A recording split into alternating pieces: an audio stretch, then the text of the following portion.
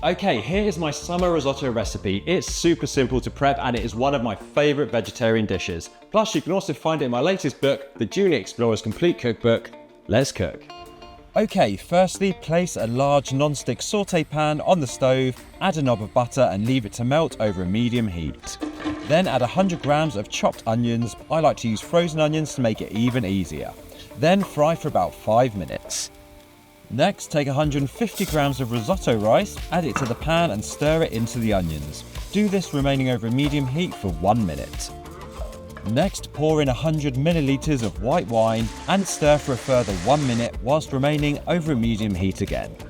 Once the wine's all been absorbed by the rice, get some boiling water and top the pan up so the rice is just covered.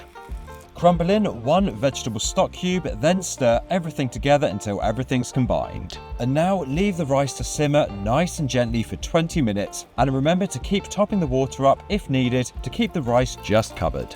And after 20 minutes of simmering, stop topping the pan up with water so the rice starts to become nice and thick, and then we'll add the rest of our ingredients. So that includes 50 grams of chopped sun-dried tomatoes, 50 grams of grated Parmesan cheese, and 25 grams of butter. Then stir all these ingredients into the rice until combined and the cheese and butter have melted in nicely. Then chop up a handful of fresh basil, add it to the pan and stir that in as well. And then simply serve straight away, and this recipe tastes great served with homemade garlic bread.